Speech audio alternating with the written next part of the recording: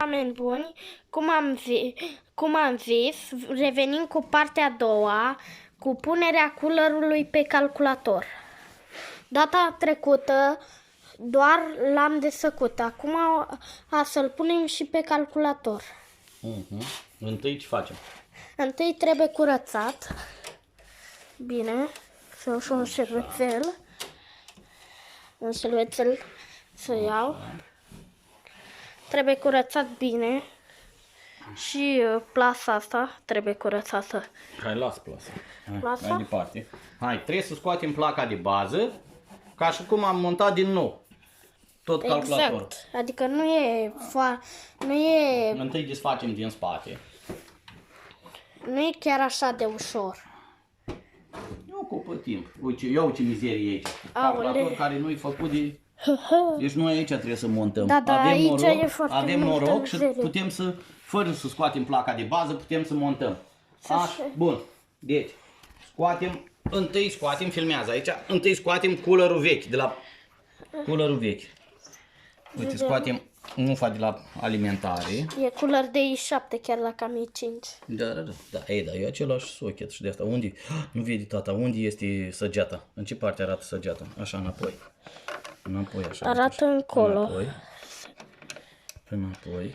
Dar știi ce problemă avem noi? Ce? S-ar putea să ne încurce la RAM. La RAM? Da. Vedem. S-ar putea să ne încurce, să acopere RAM. Asta e chestia.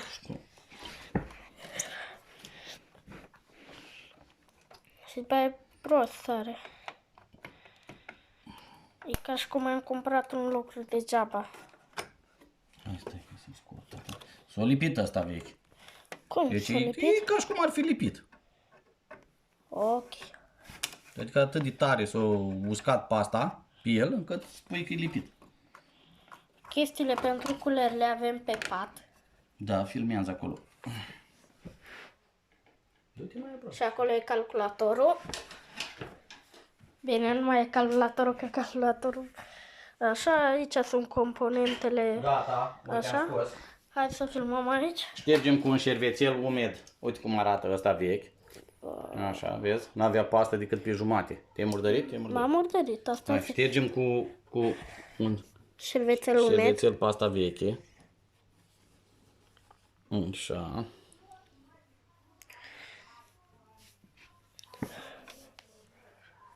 Așa.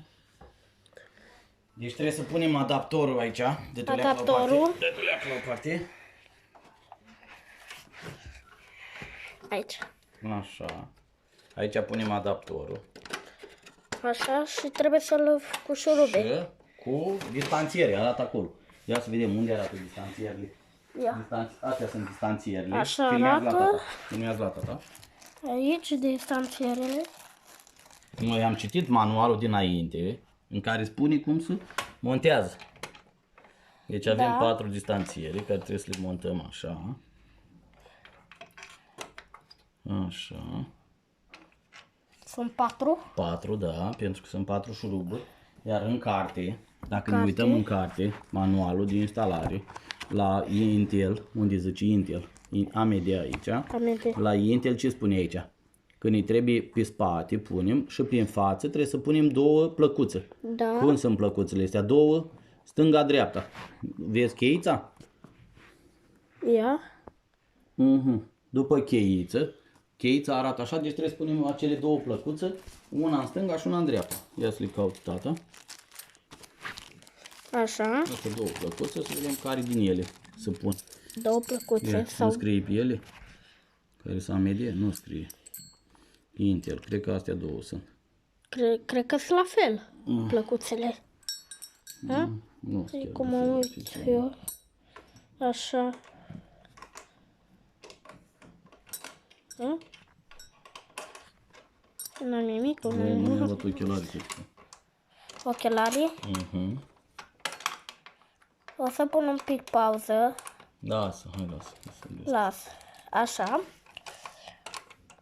Punem plăcuțele sau ce punem? Plăcuțele vreau să le pun, tata, Plăcuțele. da. Dacă nu vede tata, unde le pun?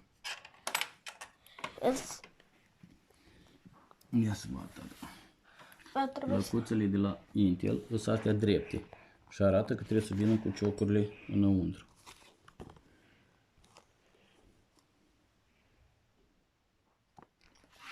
Așa. Să vedem. Cum e plăcuțile astea? Stai că m-am așezat pe șurubel. Ce? Aici.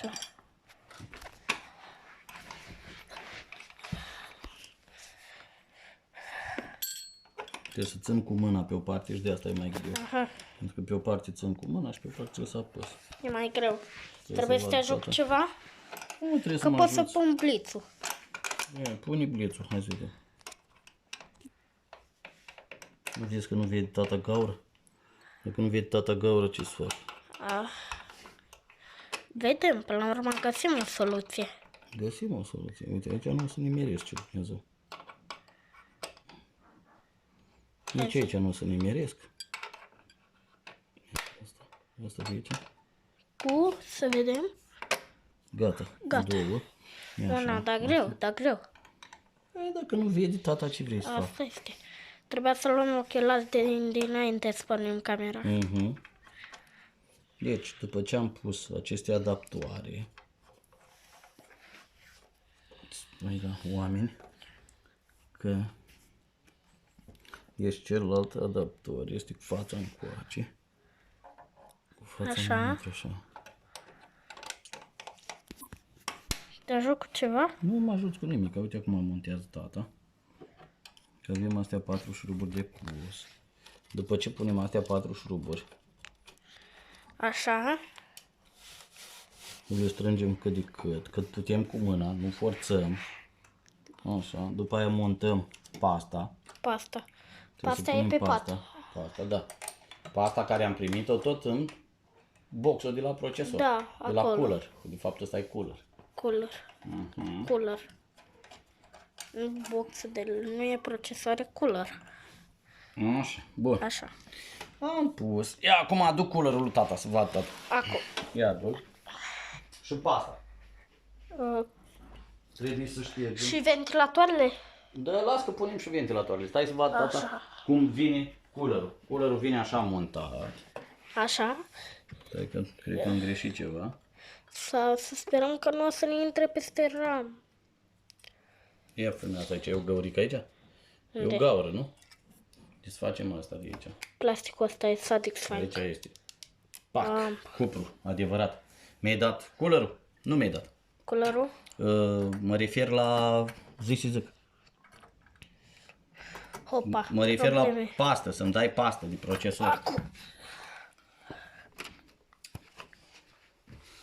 Așa. Pasta aici. Deci are două ventilatoare, mulțumesc. Așa. Pasta. Du-te și adu-mi, te rog frumos, o scobitoare. Lasă telefonul la tata și filmează tata. Acum. Da, și adu-mi o scobitoare. Ca să întindem sau un băț de chibrit. Deci acest procesor are două ventilatoare care funcționează în tandem. Unul trage aer, celălalt scoate aer. Da? Radiatorul nu e foarte mare, e luat de pe Altex, era prețul cel mai mic și cel mai convenabil. 2, 4, 5 pipe-uri. 2, 4, 5 ori. Da. Așa. Am adus mai multe în caz de Așa, ai adus mai mult. Ia ține tu și filmează aici. Așa. Desfacem procesorul. Să dăm Pun aici, pun Da, aici. pune acolo. Deci împrăștiem pasta, nu cum am văzut la alții. La alții am văzut că pasta pun numai, cum se cheamă, un X. Eu nu vreau să pun numai un X, pentru că dacă pui numai un X, nu să împrăștii pasta cum trebuie când punem pe lângă procesor. Plus că pasta asta nu este termoelectrică, adică dacă curge pe lângă procesor, nu se întâmplă nimic. De obicei, dacă vedeți undeva că o curs mai multă pastă, luați și întindeți cu o scobitoare sau cu un băț de chibrit. Ok, Da. Stai că m-am uitat puțin din stânga, ca să vadă tata că nu mi-am luat ochelarii și atunci Am uitat, trebuia să luăm dinainte. nu e nimica. Nu ne-am pus adus înapoi. aminte, ne-am grăbit. Am uitat, ne-am grăbit. Hai să prindem. Fiecare ventilator este prins de cooler cu câte două sisteme de astea de prindere, care sunt foarte ingenioase, niște table care să pun, ia cum arată, cum să pun ventilatoarele. Nu scrie nimica? Așa. Ia uite, scrie ceva pe el, care e in și care e out. Cum trebuie să fie ventilatoarele? Ventilatoarele cu fața. Cu fața, așa. Așa trebuie, așa. Trebuie puse ventilatoarele. Dar nu trebuia pus întâi chestia asta? Care chestie? Uh, Păi nu. Întâi prindem ventilatoarele. Deci așa. Punem astea. Sistemul de prindere la ventilator. Și după aia sistemul de prindere pe radiator. Îl punem așa. Pac. Nu forțați. Radiator. Intră foarte ușor. Deci nu m-a prins în urechile astea. Au astea cele două clem. un pic, cam da cu zoom. Sărmi îndoite. Niște sărmi îndoite care le băgăm pe găurile pe aici. Foarte ingenios. Pe aici. Sistemul. Nu o să tragă nimeni de el. Și gata, l-am prins. Și acum pe al doilea. Pe al De asta doilea. întrebam că unul ar trebui să tragă aer și unul să scoată aer și ar fi trebuit ca să vedem cum arată. Aici arată că sunt amândouă la fel. Before mounting the pool fan, please add extra rubber damper between the fan. Dar în fan nu avem extra rubber, că nu avem, chiar nu avem extra rubber, că nu ne-a dat. Adică extra rubber. Asta înseamnă extra cauciuc, cum ar veni. A, cauciucul e pe pat. Cauciucul. Ia să văd tata unde am Extra rubber. Fiecare își pune ventilatoarele. A, dar stai să vezi. Nu Ai- știi ce am greșit? Ai avut ăsta? dreptate, tăticu. Nu, ai avut dreptate. Ventilatoarele se pun după, pentru că altfel nu mai putem să înfiletăm. Nu-l mai putem înfileta dacă nu punem după. Ia vină la Exact. tata. Ia uite, întâi să pun. Da, dar nu intră peste rama, e problema cea mai mare. Nu intră că e bun. Sigur? Da, sigur, uite la tata.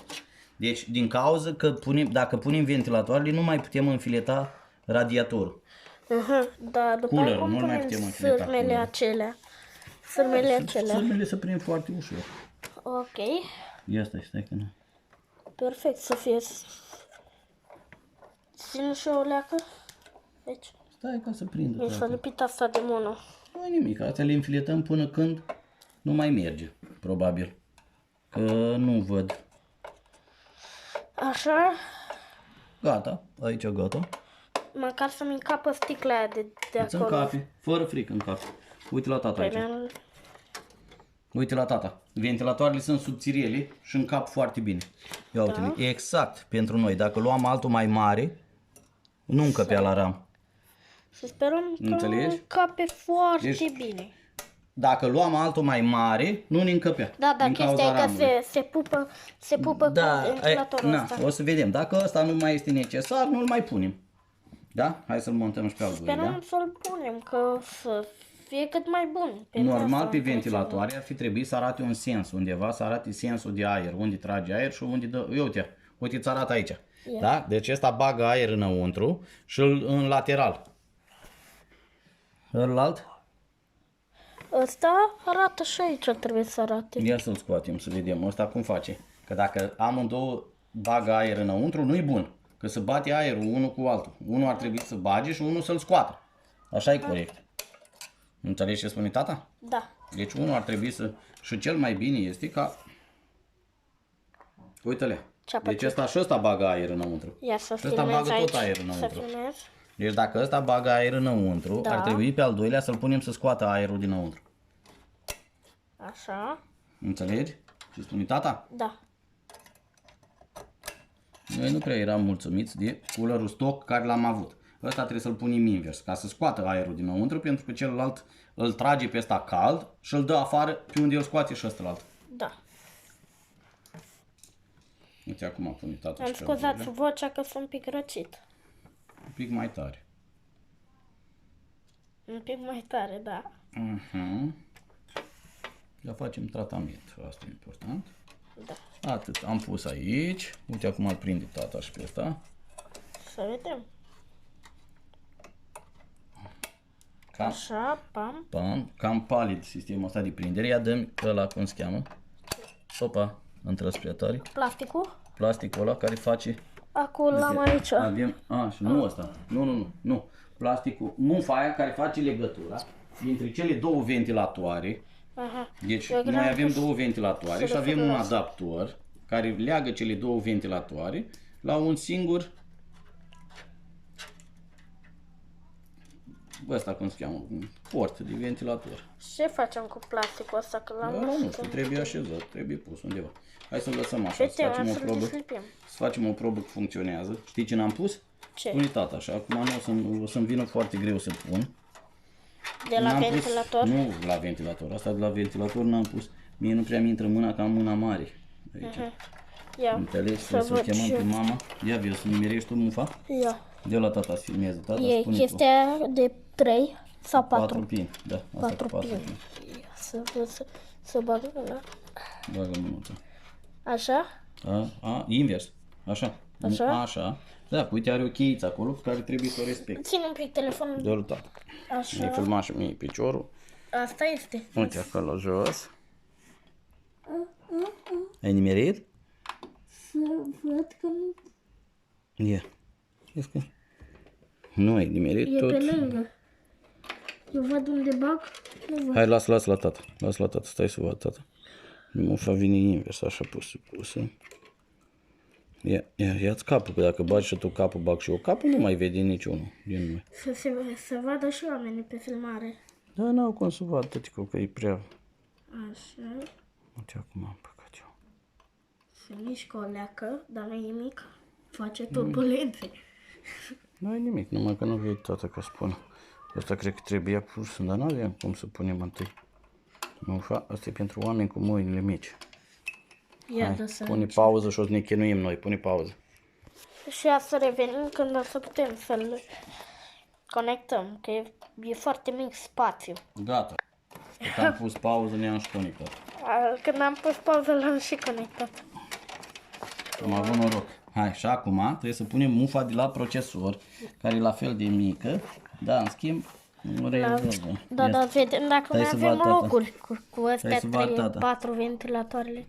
Stai Ăsta să de vad, aici, tata, cum vine și cu mufa. ăla, și cu ăla. Nu, când am pus procesul ăsta, coolerul, am scos mufa de la procesor. Ia. Se vede ceva? Nu are cum să vadă, pentru că tu îmi bagi Poate mie, vede ceva. îmi bagi mie în ochi acum flama. Eu nu văd nimic, nici văd eu. Ce să mai Ok. vadă oamenii dacă eu nu văd eu. Stai că nu vede tata. Așa, gata. Așa. Gata, am văzut. Aici normal trebuia pus, ăsta nu trebuia să scoatem mufa de la procesor. Și plus că trebuia o pensetă. Pensetă. Să aduc? Da, doar că nu aveam. Ok. Ia, vino aici, dă lui tata lumină. O să filmez așa. Și în același timp dau și lumină. Dau și zoom, dau și lumină. Să Dă și vadă zoom. oamenii. Poate Dă și zoom, dă și să lumină. văd ceva. Uite, filmez și eu nu mai văd nimic din cauza că ți-ai băgat tu aparatul în dreptul meu. Ok. Aici trebuia să o chemăm pe Mike, da, cred că. Ai rămânuțele mai mici. Ia da să uita unde trebuie să fie băgat. Aici este o mufă aici albastră cu 4 Ia. pini. Mufa de la procesor, dăm voi. Cred că este bagi în capul meu. Să nu stricăm ceva din greșeală. Nu stricăm nimic. Mufa asta? Asta, mufa asta mică.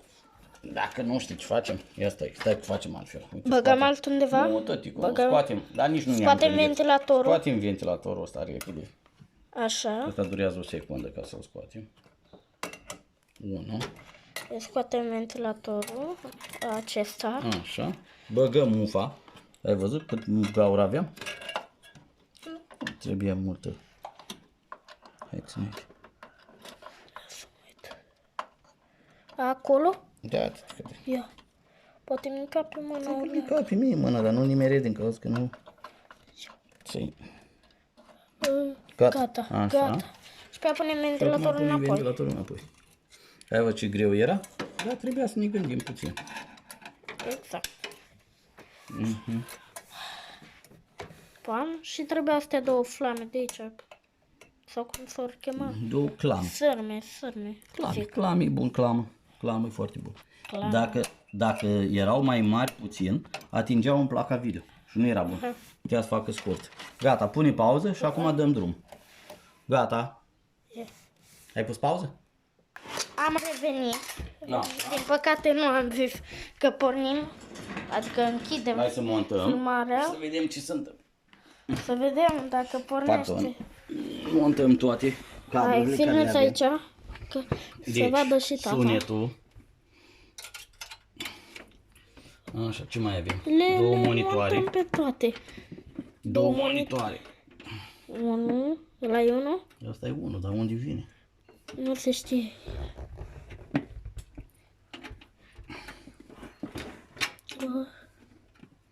Nu vede, tata. Aha, uite aici sus, gata. Ia.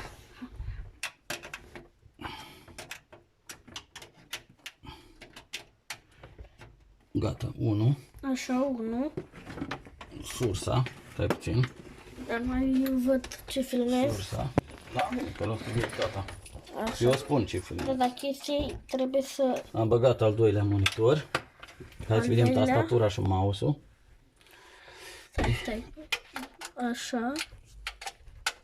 Tastatura și mouse. Tastatura și mouse-ul. Dacă asta văd de aici care am găsit-o, trebuie să o scot. Am zis că placa aia nu e bună, dar nu vrei să Da, mă știu că nu e bună. întrebi. Tata, nu Este trebuie să-ți o gata. dus-o. Așa. Băgăm, ce băgăm acum? Că Tastatura și mouse-ul băgăm, dar să vedem. tastatura, da, și mouse-ul. Așa. Ce mai avem noi? Pe USB, ce mai avem pe USB? Microfon, S-a prins tastatura și s-a prins boxele. tastatura și boxele. Așa, cablu de rețea. Gata, hai, power. Bag power, să vedem ce se întâmplă. Ba, ia. Ia, dă-i drum. Hai, 1, 2, 3 și. Ia să Mamă, stai. vedem. Merge? Da, o pornim. O pornit. Pornit. O să trebuia să aranjăm cablurile, da, le aranjăm după aia. Au păpâit. Hai să vedem. Da, se aprind amândouă ventilatoare. Avem două monitoare. Aici e cutia de, Ia, dă la o parte. de data Hai, trecută. ne uităm cu speed fan-ul și vedem Da. ce... Să punem și chestia asta de aici, de la capacul ăla, trebuie șters. Trebuie pus capacul. Dat și șters. Hopa. Uite. Să faci Ia o mă, leacă da. de gălăgie. Da, e de la placa video. Ai dat tu ventilatoarele pe maxim. Că procesoarul, eu uite cum să învârt ventilatoarele. De pe să învârt. Vai. Ia uite. Să învârt foarte silențios. Silențios. Ți-am pus și Intrăm ăsta. pe fan speed. Stai să apar. Stai să încarci întâi. Dă yes. Yes. Mereu ni se deschide Teams-ul și Discord-ul. da, Discord-ul și Teams-ul. Așa. Hai vedem. Înainte cât am avut? 48 aveam parcă. Nu știu. 48 de grade aveam. 48 de Depinde grade. la ce folosești. Și pe Minecraft parcă aveam 59, 70, nu mai știu. Nici nu prea aveam. Ai văzut că era puțin faster. Capacul trebuie să Și pui când capacul minez pe aia. mereu ceva, așa vedem, 41 de grade. 48, 46, deci urcă, scade. Da. Aici, Vezi unde scrie procesor acolo. da, CPU, m-am uitat la CPU. CPU, bun. Core, m-am uitat la core. Acolo, așa. Și șters și aici pe spate? Ștergești tu pe spate. Ia, da. Hai curată, ce să mai ștergi. Asta e curată. Hai, spunem mulțumim. Dacă v-a plăcut, Dacă v-a plăcut să dați un like și un subscribe. CPU 40 de grade. Uite. 40 de grade. Core 44. Uite, 40. 40. Dar nici nu face nimic acum. Nu face nimic. Ia să-l punem să mineze, dacă așa, ceva. Unde? Ergo. Da, Ergo folosește placa video. Aha. Ia aici, pe ăsta folosește. Ultima dată am avut 82 de grade. Aici folosește și procesorul și placa video. Stângi... Boxa? Nu, ăsta cum se zice... Filmarea. Nu filmarea, blițul. Blițul. Acum. Gata. Deschidem acolo, la... Nu știu unde e ăsta timp. Fast speed. Acolo. Și hai să vedem câte grade avem la placa video și la procesor. Filmează ecranul, nu tavan. Filmez aici, ca să vedem. Avem la placa video 56 de Procesorul grade mai scăzut, 39 de grade. și la procesor 39. Și aici la O core. să facem teste și o să revenim. Îmi spui? La revedere, să dați un like și un subscribe dacă v-a plăcut. Mulțumesc pentru vizionarea acestui videoclip.